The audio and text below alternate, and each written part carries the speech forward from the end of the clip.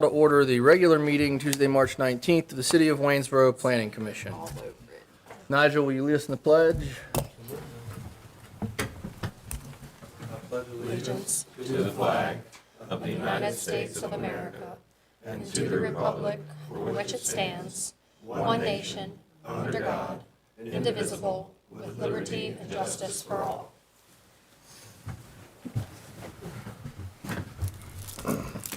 Has everyone had an opportunity to review the agenda from last meeting? Yes, sir. Any modifications, suggestions? Anybody have a motion? I move that we adopt the agenda. I'll second it. I'll second. All in favor? Aye.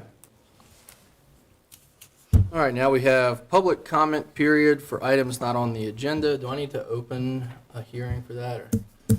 All right. We have any public comments for items not on the agenda? Once, going twice.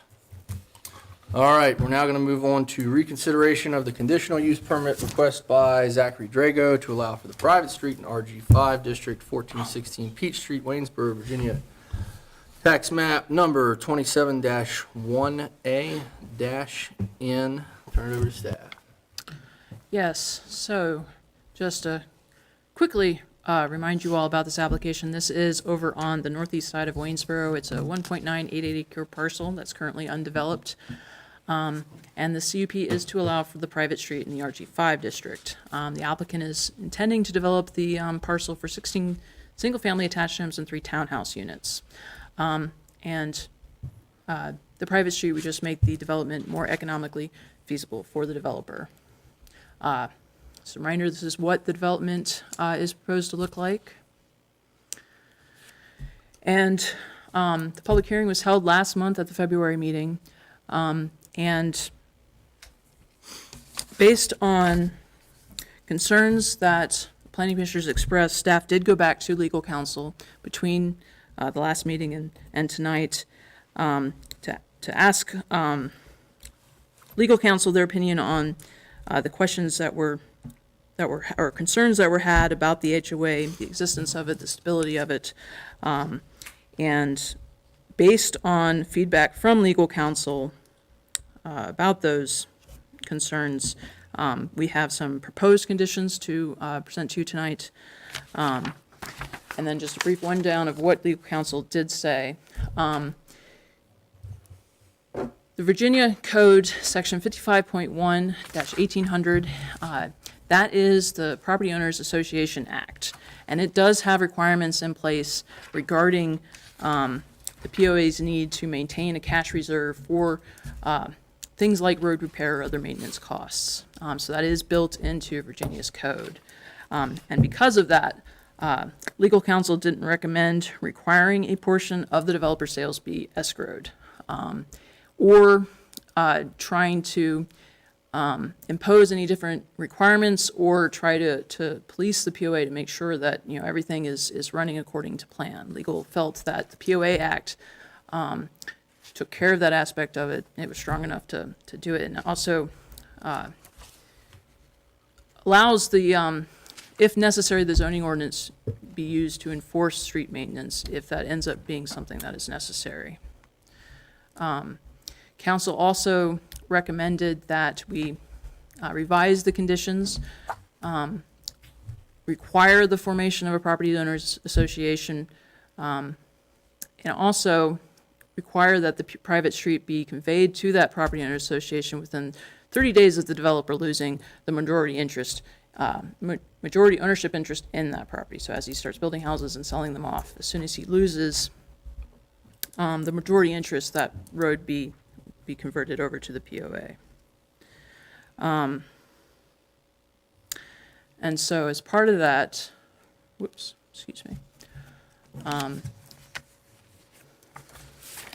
we did revise several of the conditions based on feedback from council. There are still 7 conditions, or there are now 7 conditions. I'm going to run through the changes real quick. The first 2, number 1 and 2, remain unchanged. This is that development has to include at least 1 multiplex or townhouse unit, which is 3 or more connected units, and then also that the private street be constructed in general conformance with that exhibit and conditions that was submitted as part of the application. Condition 3 is a new condition, and it states that the initial final surface treatment of the private street shall be paved by asphalt as determined by owner after consultation with the city engineer. The private street shall have its top coat of asphalt applied prior to the issuance of the final certificate of occupancy. The first part of this condition is actually something that was already on that exhibit in conditions. So this just formalizes part of the condition, also that it also ensures that the street will be fully constructed and paved prior to the completion of the whole development. Ensure that street does get finished and paved for the residents there.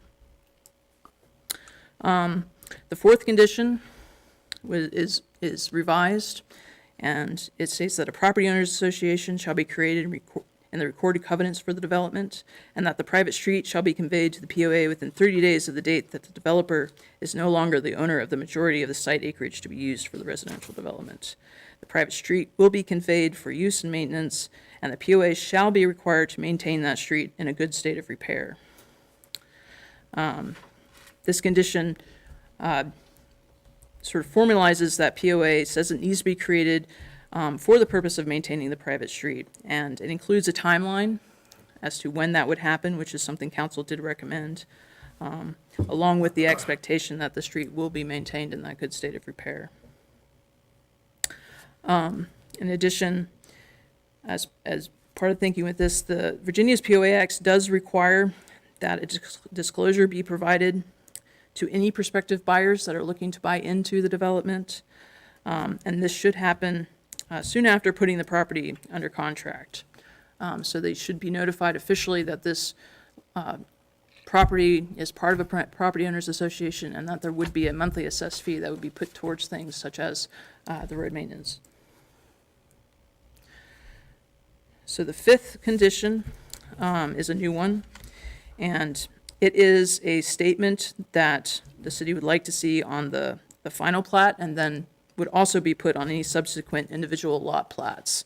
And this is just another way of informing that the street was, I'll read the statement real quickly, that it's a private street and that it was built below the VDOT standards in reference to right-of-way, road width, drainage materials, etc., and cannot be accepted into Virginia's urban maintenance funding program.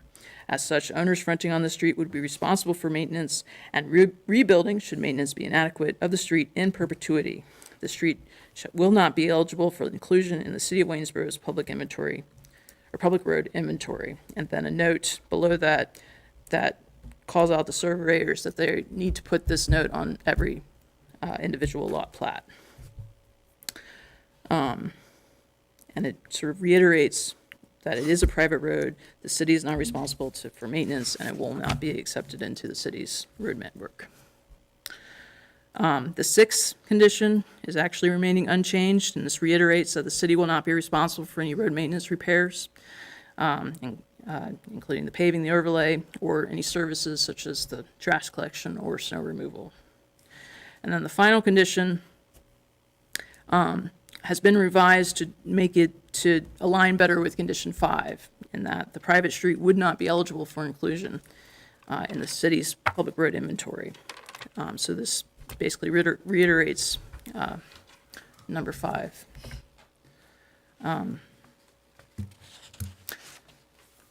So that is what staff has done to address some of the questions and concerns that were brought up at the last meeting. I'm happy to answer any questions, concerns.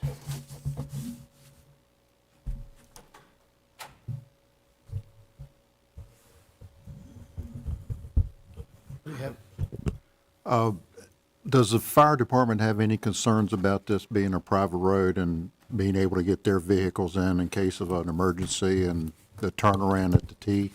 So the T turnaround that the applicant has shown is based off of comments from the fire department. Okay. So it is meeting the travel width requirements that the fire department would have and the turnaround requirements that they would have.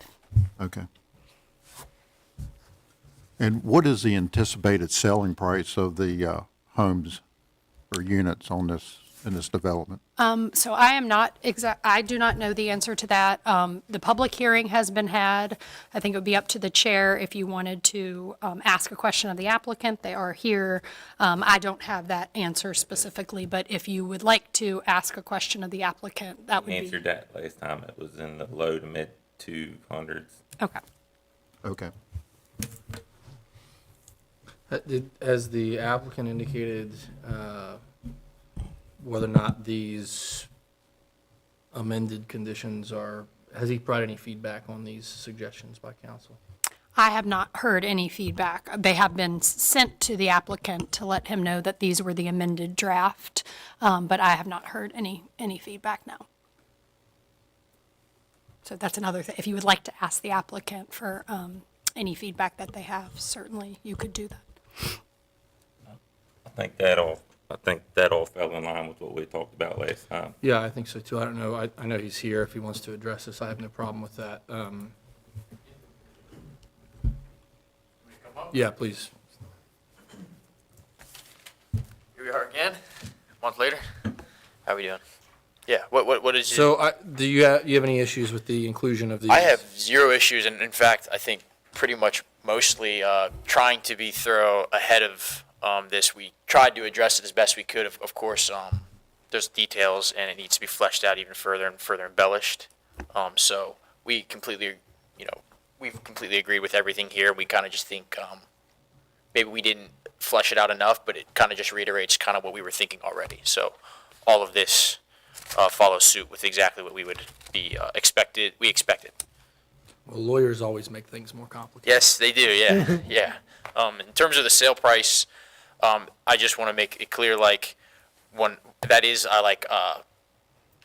the goal would be that, but my gosh, things change so fast in this, just Waynesboro alone, with everything that's occurring, and just in the world at large. But that is our anticipated goal, is to reach that. So, just want to make that clear. If there's any other questions, I'd be happy to. Anybody else have questions for the applicant? Thank you. Yeah.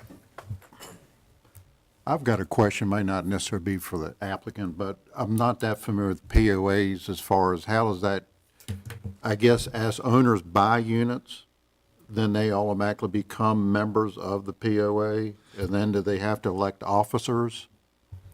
Yeah, there would be some kind of board structure that they would have, and that would all be written into the POA documents. And I think that our legal counsel was essentially saying, you can do it through a property owners association, or you could do it just simply through the covenants and restrictions.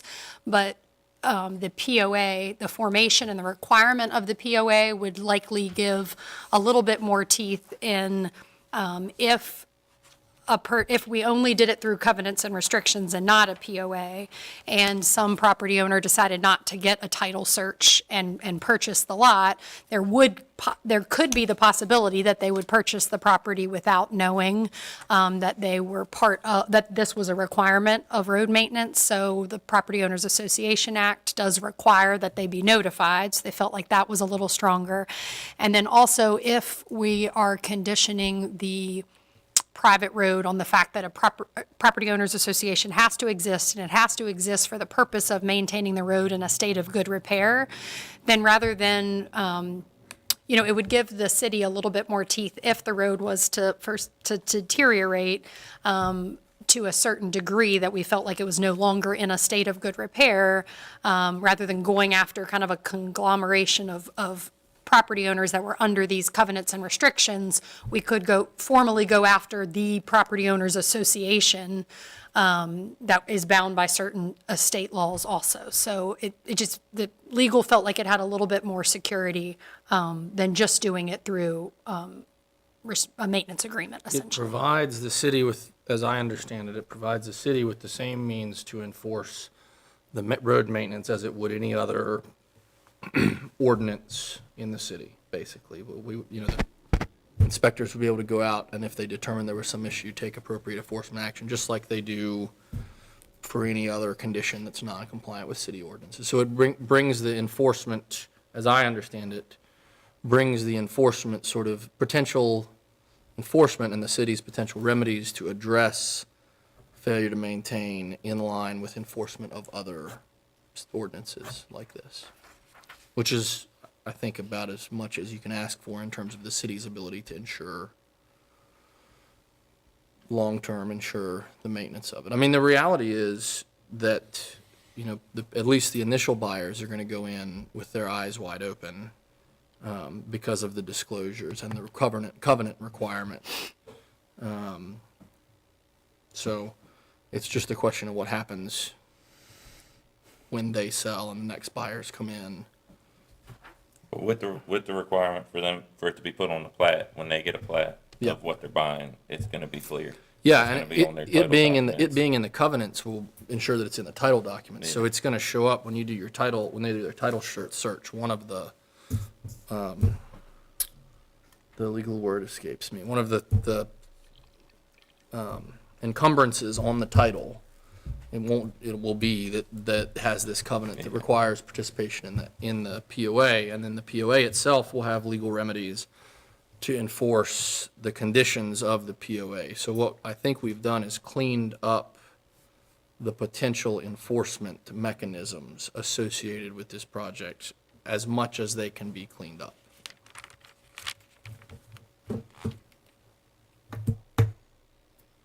So is I guess the plan is for this development is going to be for part of the affordable housing or less expensive housing? Yeah, I think. I don't think we can say Yeah, that. Yeah, I think it's just important to note that it's going to be a type of housing, you know, that the city, that it's offered to residents within the city or those interested in moving into Waynesboro. Just from a larger perspective, you know, the higher the density on a project, often it is the ability, you're putting less infrastructure with more units that potentially that helps create housing affordability. That word is not a great word because, you know, affordable to whom. Right. And so Exactly. I don't have any specifics with that regard. I think that it's, there's no subsidy related to it. If you're speaking about, it has nothing to do with that. It's just, it's a segment of housing and a type of housing within the city. But the affordability word did come up in the planning.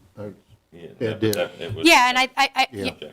yeah, and I think the purpose of that is to point out that from a larger regional public housing study, some of the data has shown just kind of how much more housing is needed to keep up with demand, and that our vacancy rates are so low that we've got this kind of housing crunch, and we've got like 6 days on market is the average that the data showed, and how that creates this place where people that may be able to afford something above where they're living currently, they're not going to move and get out of it.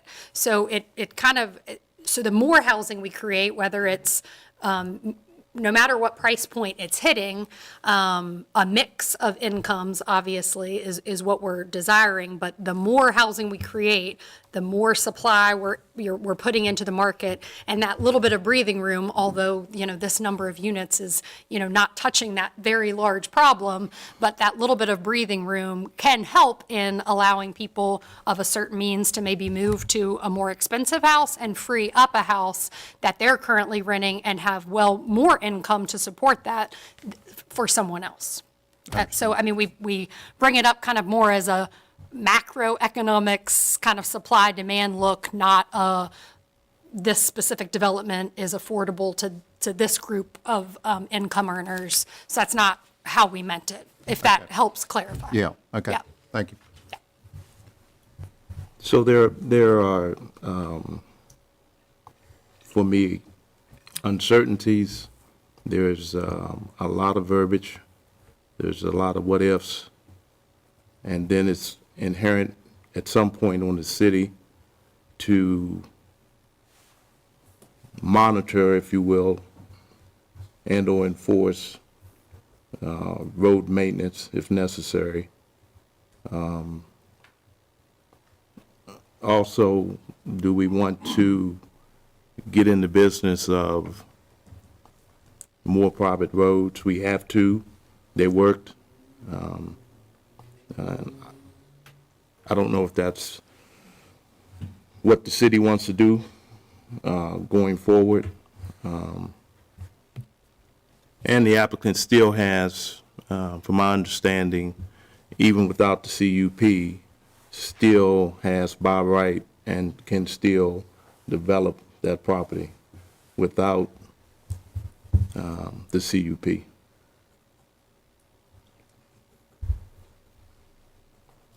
And I don't necessarily buy into the shortage of stock of housing in this particular instance, if that makes sense. Do we need to have any further discussion? I think it would be, yeah, but depending on that, it just would be important, I guess, to probably take it off the table whenever you're ready, because I think we did table it from the last time, so we probably need a motion to remove it from the table prior to a motion to, I move that we remove the conditional use permit request from the table. I'll second. All in favor? Aye. Any against?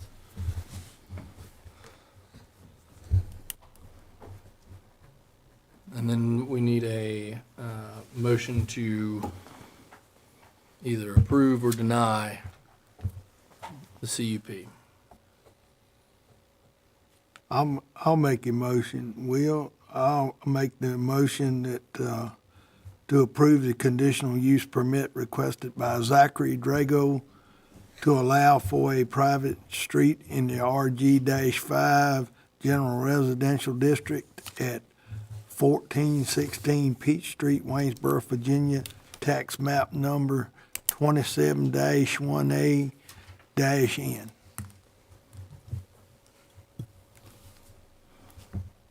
We have a second. I'll second the motion. So we have on the floor a motion to approve it. I think we probably need to be specific and say a motion to approve it with staff's recommended language as included, specifically the 7 conditions contemplated at this earlier in this meeting. And I apologize for not making that clear. Will you move to amend it to that effect? I'll make a motion to amend my motion to approve contingent upon the inclusion of the 7 items discussed earlier. Can we get a second on that one? Second. All right. All in favor of approval? Aye. All against? Nay. Nay. There you have it. Motion does not carry. so it's 3-3. I'm sorry. Was it 3-3? I understand it to be 4-2. Okay. Do we need a roll call? No, No. I don't. Okay, I didn't know. You're right. I was, am You're I right. correct in understanding that? Yeah.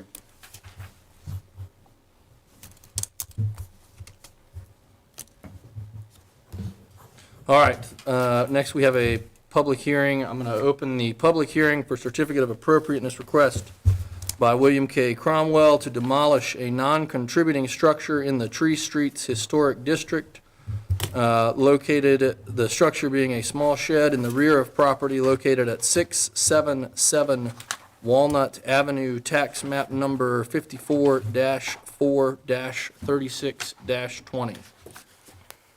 Hearing is open. Okay, yes, so this is a certificate of appropriateness to demolish a non-contributing structure located at 677 Walnut Avenue.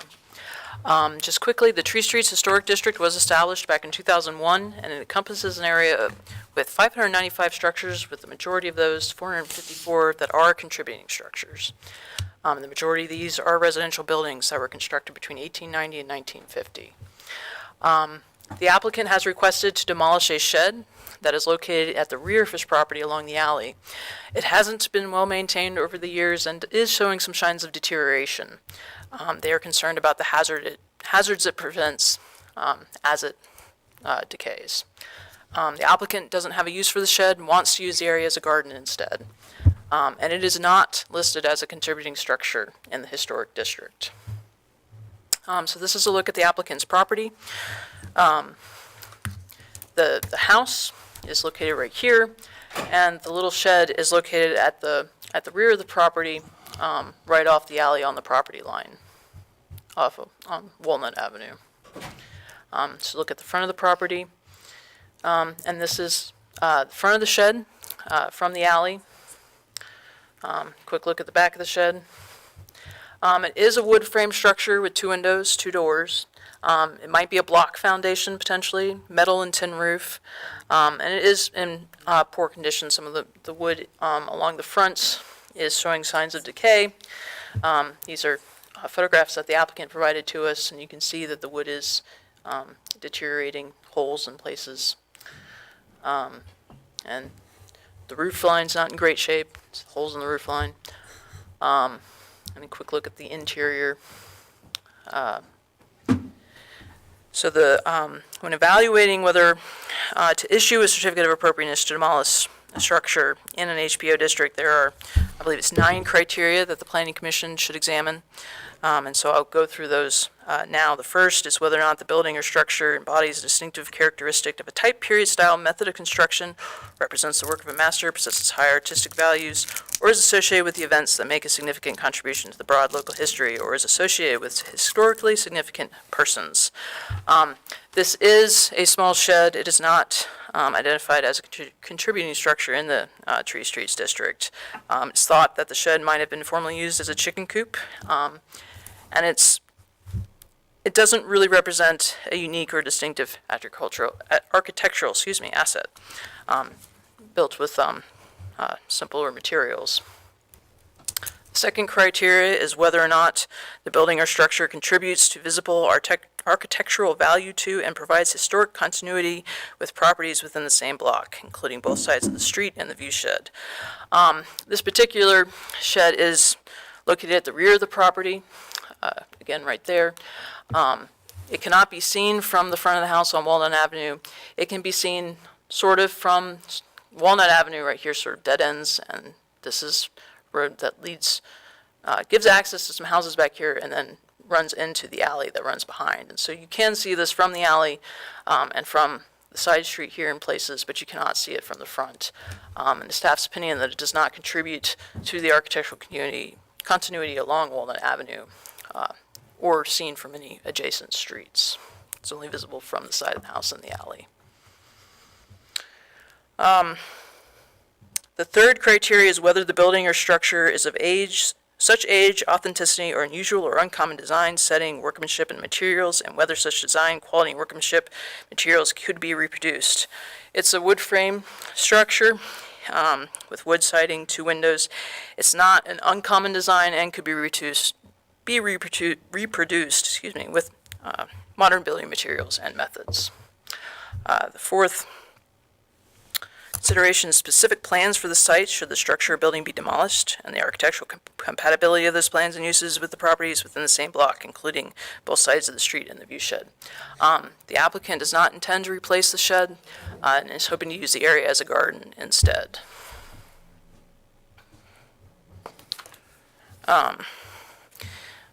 Next condition is whether it is economically and practically feasible in the opinion of a qualified structural engineer or building trades professional to preserve or restore the structure. The applicant has not engaged a qualified structural engineer or building trades professional, but the restoration could be costly. It could be fixed, but again, it could be costly. Next criteria, whether the property owner can make alternative economically viable uses of the property. Yeah, this is a structure that could be repaired if necessary and then put to some use, storage building, potentially a chicken coop. And the last couple, whether relocation may be more appropriate and feasible as an alternative to demolition. And in this case, relocation would not, in staff's opinion. Whether the existing structure is suited to or can be adapted to a proposed change in land use. And there is no change in land use proposed with this request. And then finally, whether the structure or building is a contributing or non-contributing resource within the HBO district. And again, the structure is not a contributing resource in this district. And it is because of this deterioration that staff is recommending approval of this of this application. And I'm happy to answer any questions you might have on this. And the applicant is here tonight also.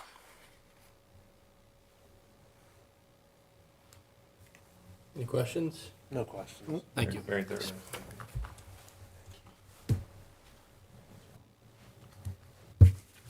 Anybody would like to be heard, like to speak at the public hearing? And the applicant could speak first, if you would like to, related to the request. Based on the nods, I assumed that was not necessary, but I appreciate staff pointing that out to me. All right, so I need to close the public hearing. All right.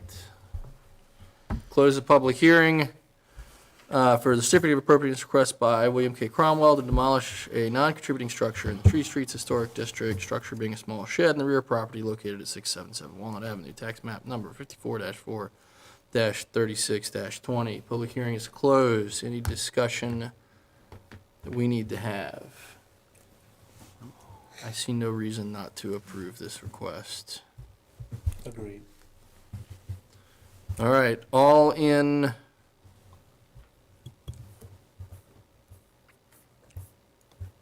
How do I need, what do I? You need a motion. Yeah, maybe. Yeah, well, I was getting ready to ask for the, what do we need to, it's not a application, it's a certificate of appropriateness. We need to approve the issuance of a certificate of appropriateness? What do I need to do? Yeah, I think it would be a motion to issue a certificate of appropriateness for removal. I'll make the motion, issue the certificate of appropriateness for removal. I second. All in favor? Aye. Any opposed? Motion carries. Good luck with your garden. There's some nice boards inside that shed up there. So I wouldn't let nobody come in there with a backhoe and just go down through the middle of it. I think you got some value in lumber there. I will never say no to fresh tomatoes. All right, next on the agenda, we have public hearing on amendment to City Code Chapter 98, zoning ordinance, Article F13F, parking ratio requirements. To require either 0.25 or 0.5 parking spaces of guest parking per townhouse unit, and Article 4.2.5, townhouses to allow outdoor parking areas to include the area between the street and principal structure. Public hearing is now open. So I'll go over each of these as you call them out briefly. They were discussed in quite a bit of detail the past couple months, so this will be a slightly quick overview. So for this one, our current ordinance requires that there be 2 spaces provided per townhouse unit. And currently driveways may not count towards that required parking if the townhouse fronts on a public right-of-way. But the garage can count towards that required parking. The ordinance's intent was to, or it makes the assumption that those townhouses would be rear-loaded, that those driveways would be provided from the rear of the unit, and that would provide the access instead of the front. And in lieu of that, perhaps provide some additional parking for guests. So the proposed change would keep that 2-space requirement, permit the driveway to count towards that requirement. So if you have a single-car garage, you can count the garage and you can count the driveway to your 2-space requirement, but then also require either 0.25 or 0.5 spaces per unit for additional guest parking. And the reasons behind this change is that the city no longer encourages the construction of alleys. That's not something the city wants to encourage due to maintenance costs. Driveways are already used by the homeowners as a parking spot. This change would provide some flexibility for the subdivision layout, but also make sure that there is some additional parking, extra parking required for visitors when you allow that 2 spaces, the driveway and the garage to both count. So it might reduce the overall paved areas, provide more flexibility for the subdivision layout. There is the possibility for slightly denser, but you also just have that flexibility in how the parking is designed. And as far as the number of guest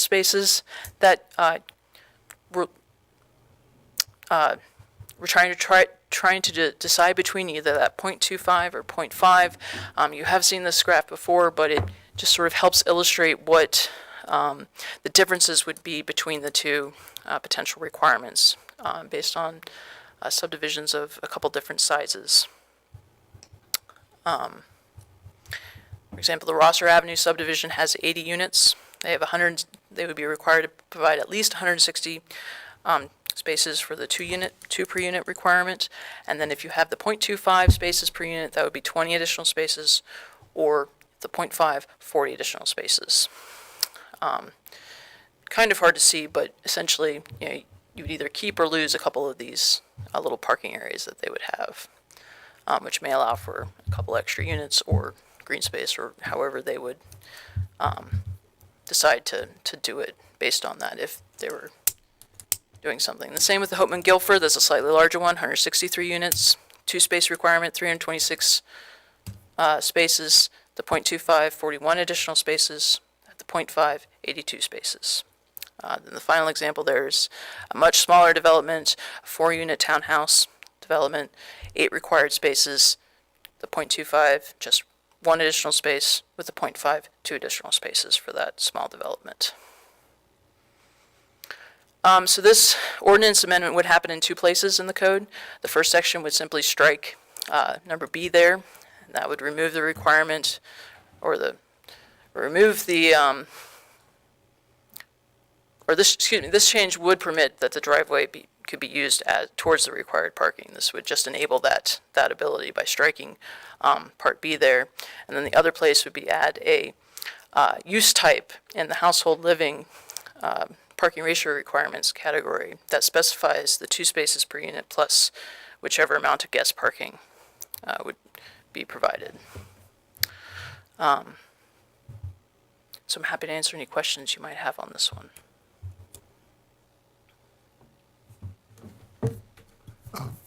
The .25, is that normally enough? That the staff find that normally is sufficient as far as guests? So we don't, I point out that we don't allow, because of maintenance costs and the public rear-loaded essentially the alleys. But the way our ordinance currently exists, you could have no guest parking possibly and just have it rear-loaded. So I think we don't have any specific example that we can point to currently. A lot of the new townhouse developments that have gone in with the existing requirement, which is requiring a significantly more amount of parking either on street or within various parking bays. The .25 and .5, staff brought those as kind of 2 ideas based on some research from other localities, also kind of identifying some other localities and what percentages they had. I don't know if you remember some of those numbers. They varied a lot, and some of them required some extra parking in that way and some didn't. And so I think the most common number was the 0.5 on the localities that did require more than the 2 spaces, but again, it did vary.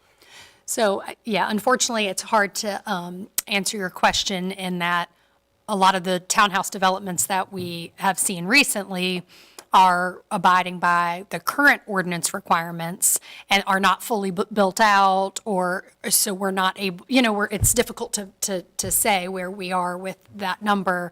On-street parking and road widths is something that we're also looking at, because when you allow on-street parking, it can be difficult, if it's only permitted on one side based on the width of the road and trying to get fire apparatus through there, it's hard to police that parking only on one side, even if it's striped accordingly, that people might try parking on both sides, and that sometimes that creates an issue. So we have seen developers that have done more kind of like almost like overflow parking bays, which, in staff's opinion are better than having a kind of a conflicting on-street parking situation.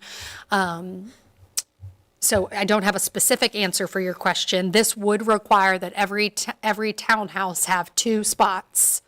It is allowing their driveway to count as 1 where they're parking anyway, and it's allowing their garage to count as 1. And And then it has, that general either 0.25 or 0.5 amount of kind of overflow guest-related parking. So it would require more parking, more surface parking spots than is currently required.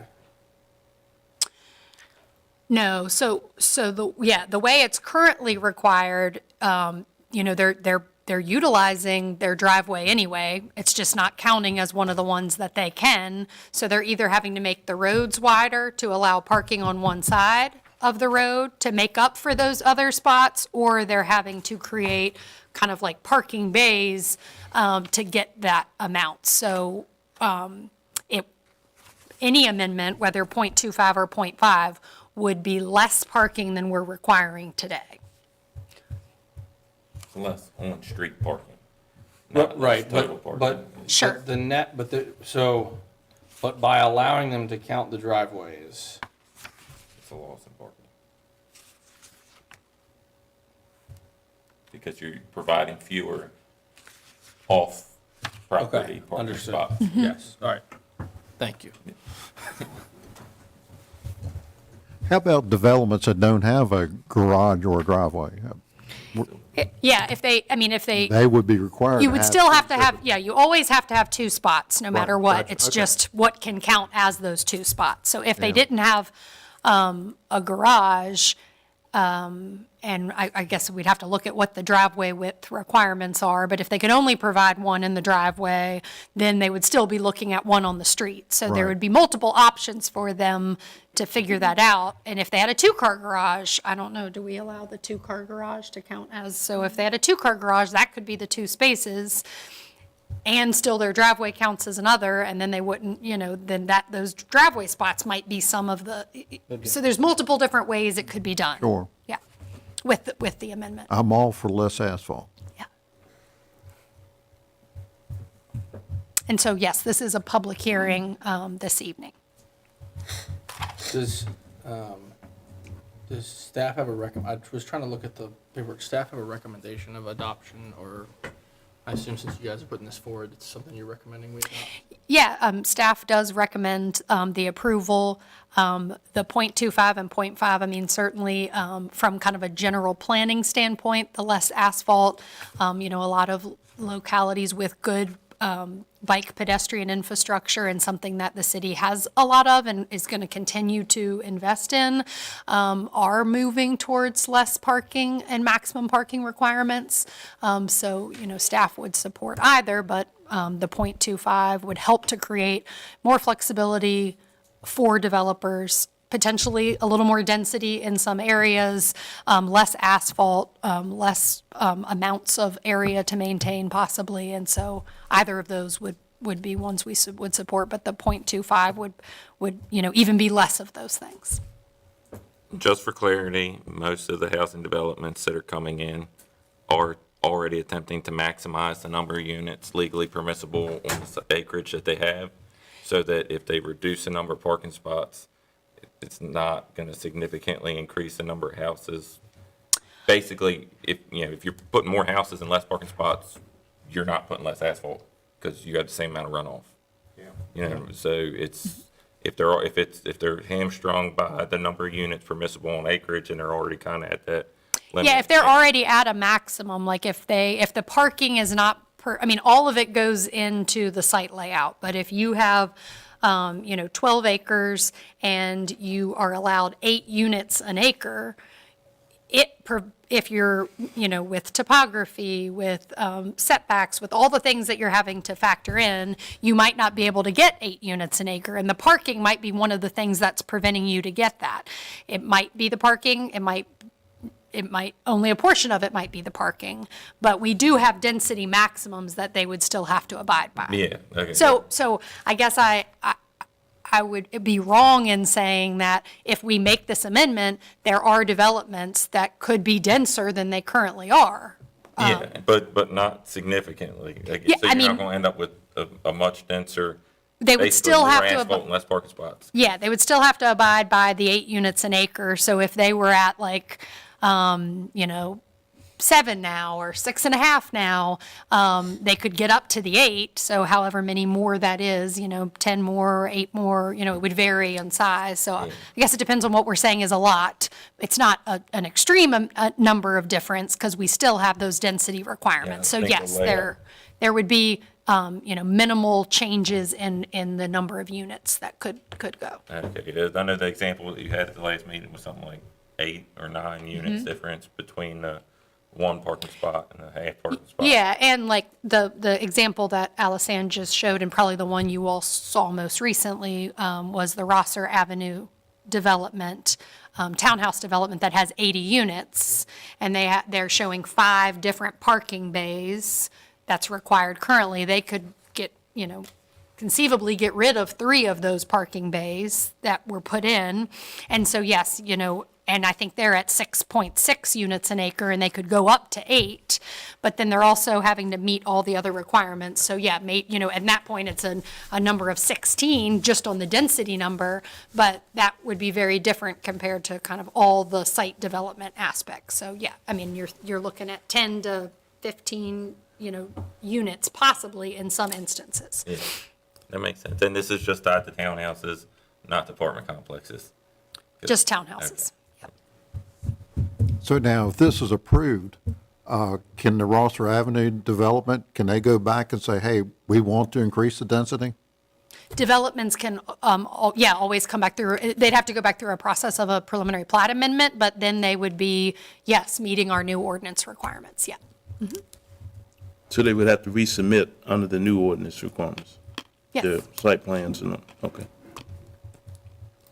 Yeah, they could look at it and say, yeah, now we could get a few more units, maybe there's some other, and that there could always be the ability to resubmit. It would be a preliminary plat amendment, and it would go back through the process. Yeah. But again, that review is based on ordinance. So as long as they're meeting the requirements of the ordinance, then it is it's a non-discretionary in some ways approval, because the zoning is allowed, it's permissible, and they're meeting all the requirements of the zoning ordinance and any amendments that have occurred since then. So I think that's too dense already, the Rosser Avenue, and so if this change goes through, then they can go back and make it even more dense. Yeah, but that's a comprehensive plan issue. Right. I mean, I that's know. Yeah. I don't think, I hear you, and I agree, and I also am concerned about the relative density of that project, but I don't think that alone is a basis to not do what I think otherwise staff is saying makes good sense, because that's a by right development, and that issue needs to be addressed in a larger, In the more new meaningful way in the new comprehensive comprehensive plan. Yeah. Yeah, and I Because think. it's by right, it's by right. Sure, and I think in the comprehensive planning process, when you're looking at a future land use map and you're identifying what areas should be what, you're saying, these are places where we want low-density residential development. And this is what low-density means. This is where we think you should have medium-density residential development. And what does that look like? And the same with high-density. And maybe there's a medium-high in there, but you're putting all that in there. So yes, it's way our ordinance is drafted currently, and any kind of future comprehensive planning process is going to inform any additional changes to an ordinance that would come after that. I guess I'm trying to understand what is the benefit to the city for the change?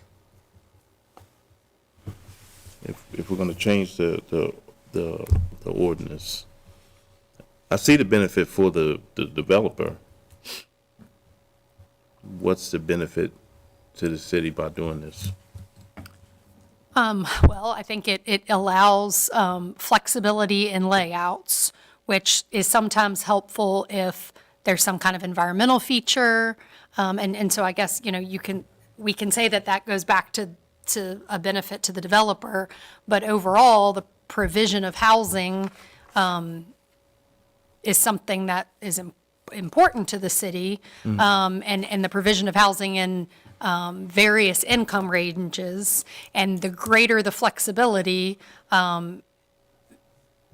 it allows the developer to meet their needs and the development requirements. If there are larger discussions of what things the city, from a policy standpoint, feels like developers need to provide, then I think that also goes back to that kind of general comp planning discussion and what other requirements might go along with that. From a planning standpoint, certainly the less asphalt, from an environmental, from a maintenance standpoint is important, from that kind of public safety aspect of a lot of on-street parking. And so some of those things are reasons why the staff would support the request. But to your point, either way, because it allows for flexibility and due to the lot itself, it could very well limit the density of the units going in just based off of the land structure itself. Yeah, I mean, it would affect, it could affect density, certainly. It could allow more density, but it could also prevent an instance where we have bays of parking that are contributing to runoff and sitting vacant and are not needed. If you have two cars and one's in the driveway and one's in your garage, and then, we're requiring however many others in those public bays, I mean, I think that's kind of an obsessive amount of guest parking that we're assuming.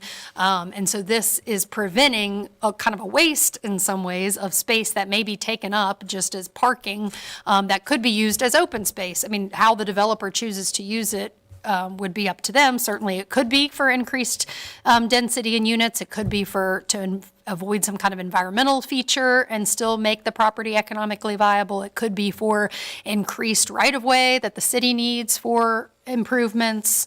So it just kind of overall make, with land use, every little bit of land, it's important to be utilizing it for something, and it could prevent kind of wasted space. So either way, like, bottom line, it's just going to be a case-by-case basis, and there's no way to pin one example to. Sure, like it would be hard to say that this change would create X density change in every Throughout the city. instance. Right. Sure, sure. Okay, yeah. But it would be fair to say that in townhouse developments like the 3 or 4 we've seen in the last year, we're probably going to see less parking lots. And how the developer Yeah. chooses to replace those parking lots Sure. be otherwise pursuant to, Our overall density Yes. maximums, yeah, so, which is 8 units an acre for a townhouse. yeah. Yeah. In We have any- RG5. Do we have any more questions for staff? No. This is a public hearing, and I want to make sure we open it to other speakers if there are any. Thank you. Anybody else who wishes to be heard at the public hearing? All right, I am going to then close the public hearing. Public hearing is closed. Want to have any further discussion on this issue?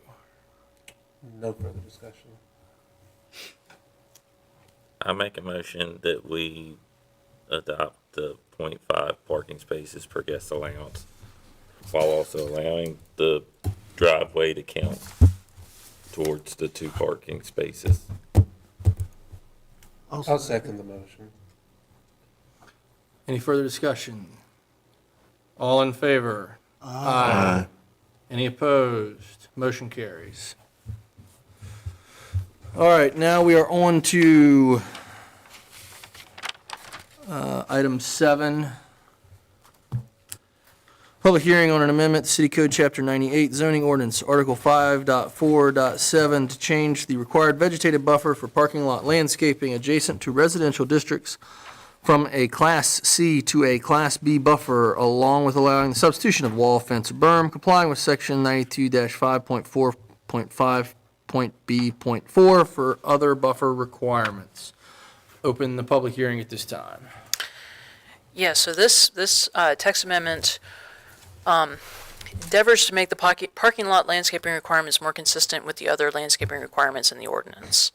And so the change that we're recommending, staff is recommending approval of, would alter the language in Section A, number 2. As you said, provide a Class B buffer instead of the Class C, and then instead of that Class B buffer, due to perhaps site constraints, there's not space, you can substitute a wall, fence, or berm complying with Section 98-5.4.5B4, which sets out the standards for that wall, fence, or berm. So this change would be more consistent with the overall buffer type table, which already requires a Class B buffer for the majority of commercial, or all commercial districts against residential, with the exception of the industrial properties, which require that Class C. And then it also, and this sort of spells out the buffer requirements, and at the very bottom in 4C, the options and limitations, that sets out the requirements for that wall, fence, or berm requirement that the change is referencing. So this change just endeavors to allow a little more flexibility on sites that might have some constraints and also make it more consistent with the overall landscaping requirements. I'm also happy to answer any questions you might have on this one. Staff is recommending approval.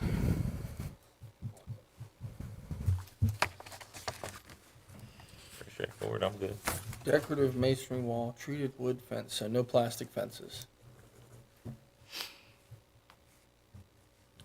wrought iron or any kind. It's got to be wood or masonry or wrought iron. Interesting. Anybody have any more questions for staff? Thank you. Are there any members of the public that wish to be heard at the public hearing? Hearing none, I'm going to close the public hearing on Amendment to City Code Chapter 98, Zoning Ordinance Article 5-4 to change required 5.4.7 to change required vegetative buffer for parking lot landscaping adjacent to residential districts from a Class C to a Class B buffer, along with allowing substitute small fence berm complying with Section 98-5.4.5.B.4 for other buffer requirements.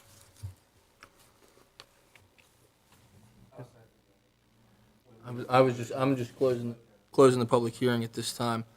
Do we need any further discussion by the commission?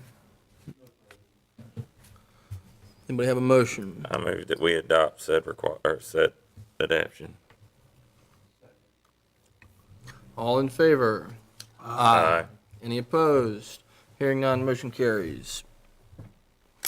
We're on to item 8, public hearing on an amendment to City Code Chapter 98, Zoning Ordinance Article 4.6.2, accessory buildings, to add the word structure where applicable and add exemption language for signs and fences.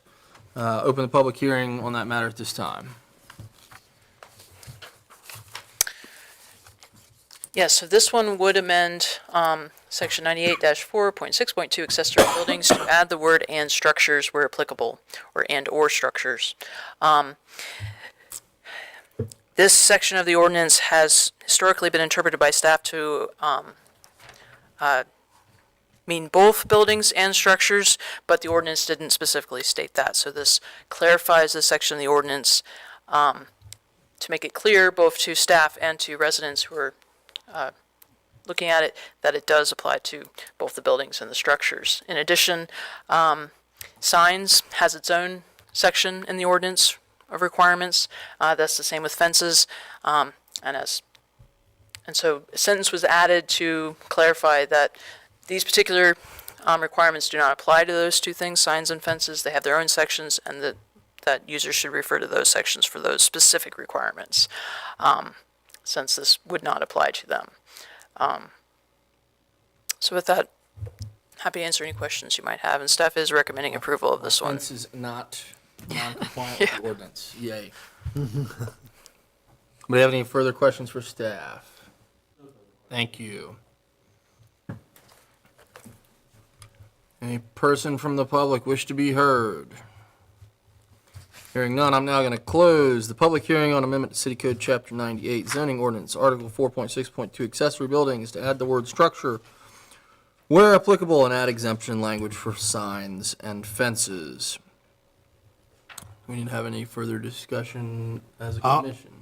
I'll make a motion to approve the amendment to the City Code 98 zoning ordinance, Article 4.6.2, accessory buildings to add the word structure where applicable and exemption language for signs and fences. I'll second the motion. Need to have any further discussion? All in favor? Aye. Any opposed? Hearing none, motion carries.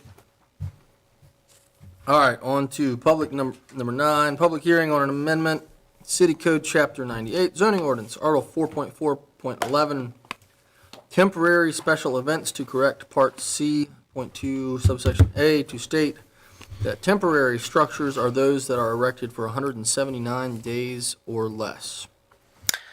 Yes, so this amendment would just correct a typo that was in the temporary special events ordinance when it was approved early in 2023. At the time, it was mistakenly put in that temporary structures are those that are erected for 180 days or less, when in fact the building code states it's 179 days or less. So this amendment would just correct that. Staff is recommending approval of this, and I'm happy to answer any questions if there are any. Do we have any questions for staff? Thank you. This being a public hearing, any persons from the public wish to be heard? Hearing none, I'm going to close the public hearing on the amendment to City Code Chapter 98, zoning ordinance, Article 4.4.11, temporary special events to correct Part C.2 subsection A to state temporary structures, those erected for 179 days or less. Public hearing is now closed. Any further discussion from the commission? I'll make a motion that we approve the amendment to the City Code, Article 4.4.11, temporary special events to correct Part C, that Part C 2A, to state that temporary structures are those that are erected for 179 days or less. Do we need any further discussion? All in favor? Aye. Any opposed? Hearing none, motion carries. All right. I think we're through our public hearings. Review of minor subdivisions, final subdivision plats approved since November. I do have one of those for you this evening. It is a final plat for the Waynesboro Marketplace Phase 2 over on the western side of the city off of Rosser. This is the area behind the new Chipotle, Sheetz, Popeyes. It's dividing up those remaining parcels back there. So this final plat that was approved by staff earlier this month divides the property into 3 additional commercial lots plus residue lots for stormwater use.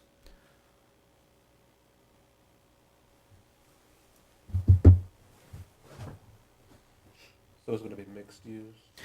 The 3 new lots are meant for commercial use. I believe there are tenants for 2 of the lots and not a third. But yeah, commercial site Commercial. plans that we have. Yeah. Okay. Can you go back to the previous slide? please?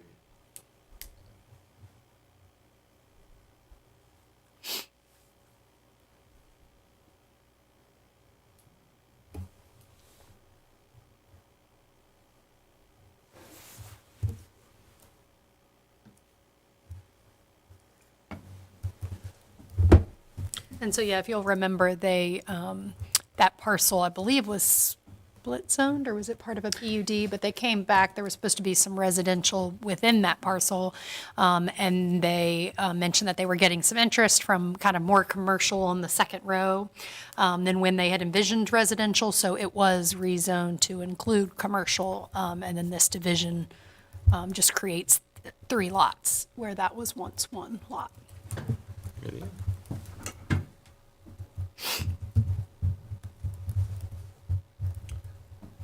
I have no further questions.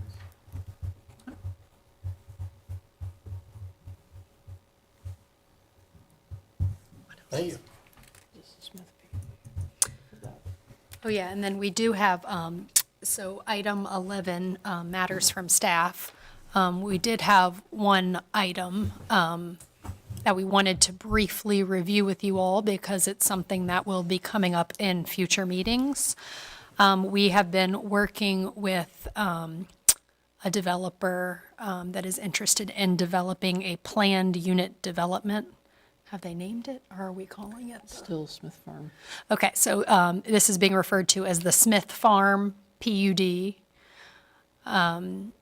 You can see that it is directly north of the Guilford Townhouse development that was approved on Hopeman. And then it also is adjacent to Ivy Commons Yeah, Ivy Commons right through here. development that is right there. It is all currently zoned RS 12. So the applicant would like to obviously rezone the property for a planned unit development. Just to give you a little bit of feedback on what a planned unit development is intended to do, it's intended to create a little bit more flexibility than just your general zoning districts would. It's usually when you have a large acreage and you're interested in kind of creating a community of sorts that kind of has a cohesive feel to it. It typically has a mixture of residential types, so it's not all single family or all townhouse. And so mainly our purpose of bringing it up to you tonight is that staff has been working back and forth with the developer for some time. As I'm sure you're aware, it requires kind of a lot of back and forth from what they originally submit, kind of reviewing it and determining like, oh, we really need a road connection there, or we need this or that, and working through all that. So we have been doing that for probably the last 6 months. 6 months now, and finally feel like the development is in a place where it will be scheduled for public hearings before the Planning Commission. And I think at this point, the plan would be to have the public hearing for this development come to you in May. So this is a larger kind of development, rezoning request than the full commission, which has several new members, has seen. So we have thought about, the possibility of doing a work session with you all, if that's something that you think would be beneficial, where we kind of walk through, because with a PUD also comes a code of development that the applicant is writing. So essentially they're saying what their own zoning code is going to look like. So what they could reference our zoning ordinance, or they could make different, requirements. But we have that document that they've submitted. We, zoning administrator, engineering, public works, Parks and Rec, fire department, we've all been evaluating it and providing comments back to them, and we finally feel like it's in a place where we're ready to bring it to you. And so I don't know, we had talked about what date as a possible? April, the first Tuesday in April, although could also do first Tuesday in May. So the thought process, I think typically we reserve like the first Tuesday of the month for work sessions. We haven't needed to have one since I've been here, but that's kind of been the typical practice. So with April 2nd being a little close, I mean, we could do April 2nd, or we could also do the first Tuesday in May. 7th. And work sessions don't, they can be at 7, they can be at a different time. So we kind of wanted to gauge your thoughts on when you might like to have a work session. And it doesn't have to be those 2 days. If there's another day that works for the commission and we want to set it at this meeting, then we could do so. But just feel like with something of this size and kind of complexity, it would probably be good for you to have it kind of at that work session prior to a public hearing in May. I am not available on the 7th. I will say that. Of May, okay. I'm not opposed to the second.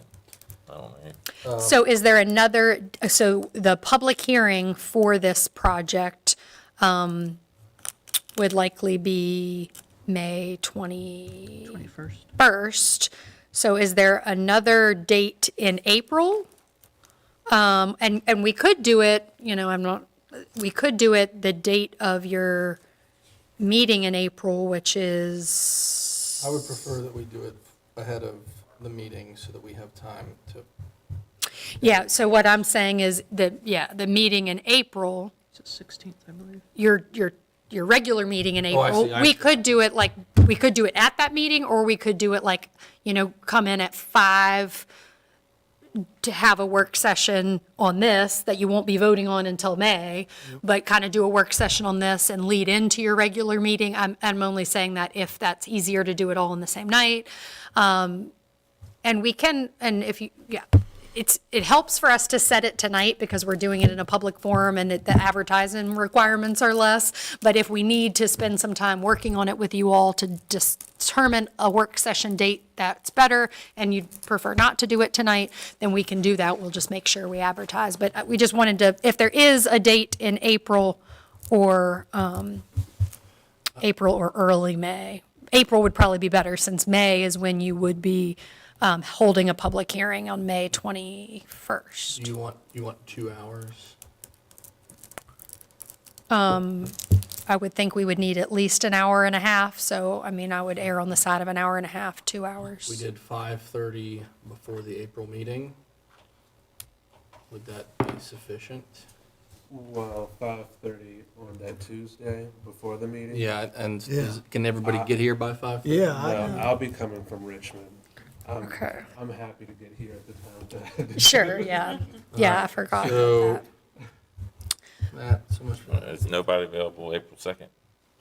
I'm available, as long as it's after 6 o'clock. Yeah, I mean, she was just saying that April 2nd may be too soon, but it. No, we could, It's not we too could do April 2nd, and we could do, and there's other maybe conflicts. Yeah, prior to the meeting on the 16th works perfect for me. Sure, yeah.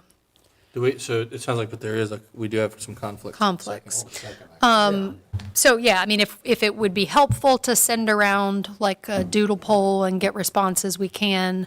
Well, there's presumably Tuesday nights work pretty good for everybody, right? Yeah. As long as it's after a certain time. Right, as long Sure. as it's after, I So- can get here at 6. It would- I mean, April 9th works too. yeah, the 9th, the 16th, the 23rd. So if we did like April 9th at 6:30, like if you could get here by then. And then we would have nothing else. It would just be a work session. So 6:30 to 8, hopefully, to kind of review, the code of development. And then that would give you plenty of time to digest all that, get questions answered, prior to your May 21st public hearing on the project. My problem is I'm having an operation on Good Friday. Okay. My doctor has threatened me that I can't even think about going anywhere other than to the bathroom Okay. for 2 weeks, at least 2 weeks. All right, So Good that's my problem. Okay. And you said it doesn't necessarily have to be on a Tuesday? No, yep, it can be, we could do the week of April 22nd. How about Tuesday, just because that's Okay. When's our, Tuesday the 23rd? Does that work is that outside your window? so, yeah, so your planning commission for me, meeting's we- April 16th, we could do it the week after, the 23rd. That works for me. So April 23rd at, is 6 too early, or you want 6:30 is better? 6:30 preferably. 6:30, If that okay. works with everyone else. Yeah. April 23rd at 6:30. And we don't have a council meeting. I'm trying to think, is there anything else? There's any other meetings in here, but no. And, yeah, I need to confirm the rooms available, but it should be. So let's plan for April 23rd at 6:30 to hold a work session. And I think this would be the only thing on the agenda unless there's something else that comes up. But it'd be good to kind of do a prep on this prior to your May public hearing.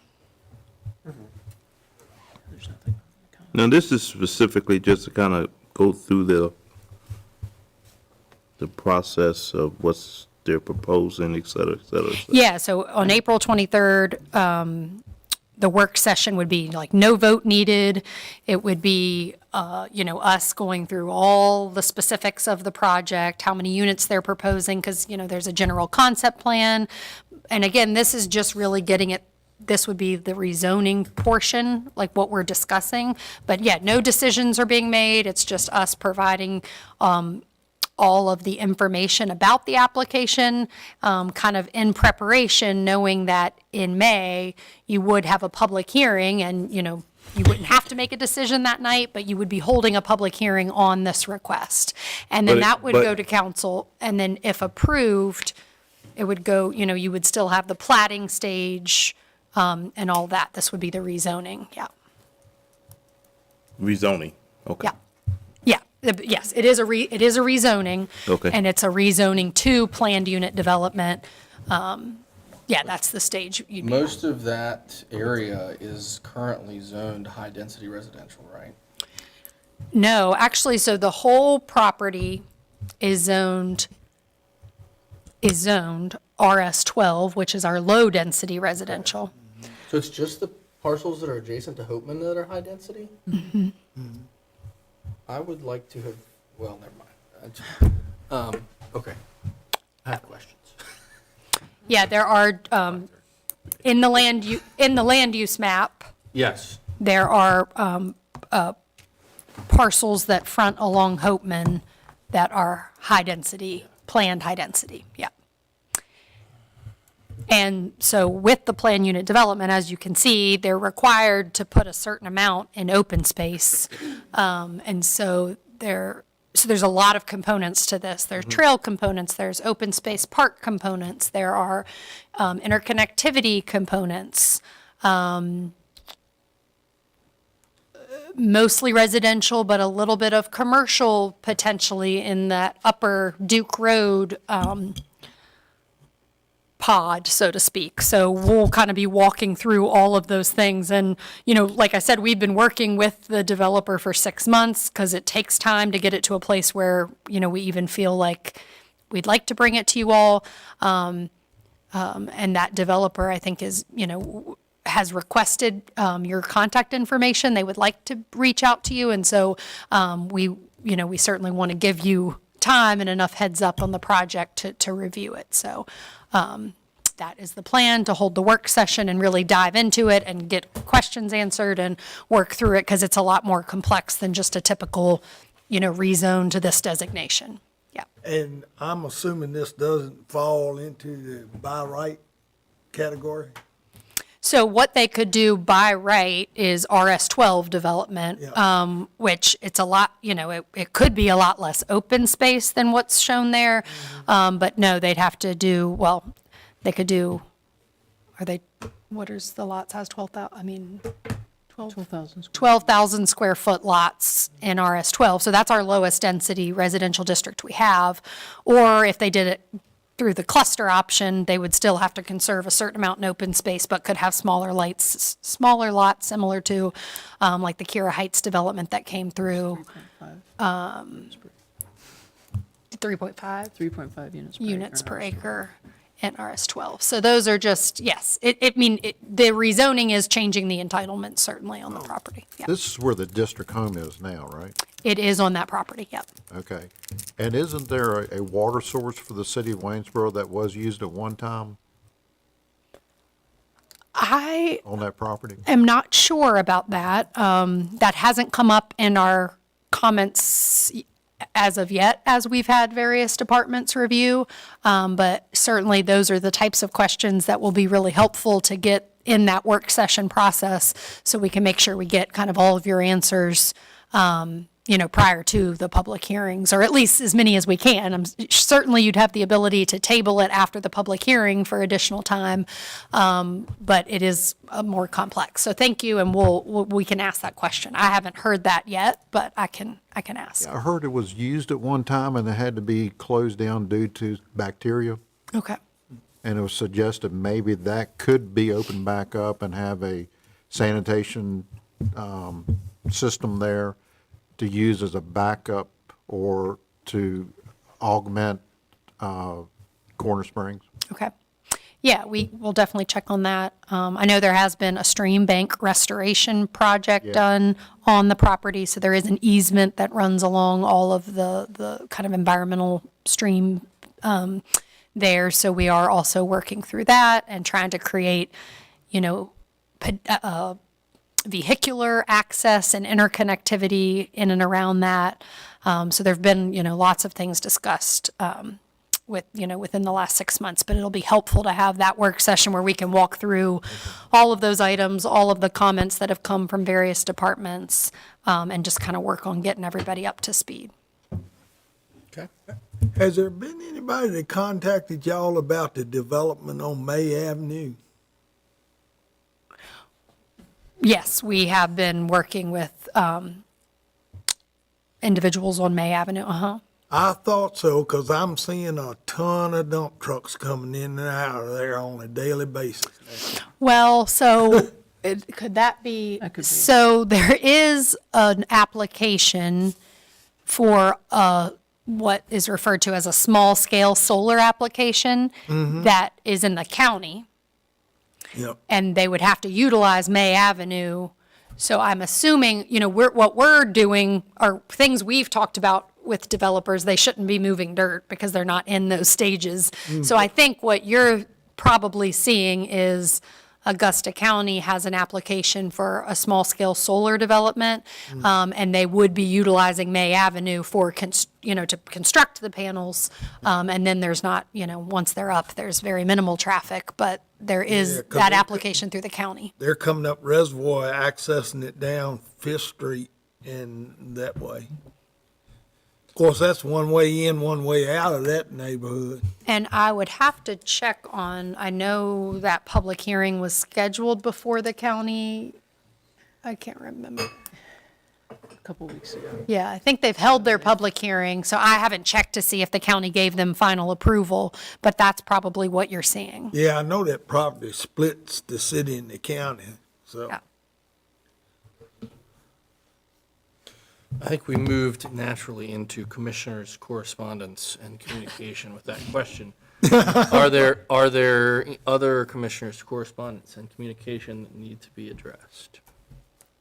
I'd just like to note that recently I was in the open session for the VCU Certified City Plan program with VCU Solar. It's been going great, learning a lot, and looking forward to the rest of the program. Well, then you should be well prepared to hold next month's meeting in my absence. Okay. More prepared probably, in fact, than I was for this meeting. Because I will not be here. I'm going to my mandatory annual training. Well, it's not mandatory, but if I want to keep my law license, I need to go. So I will not be here for next month's Planning Commission meeting. Okay. And we will send out a reminder about the work session meeting date, so you all will have that in your inboxes. All right, do we have a motion? I move we adjourn. Second. All in favor? Aye. Aye. Any opposed? Hearing none, we are adjourned.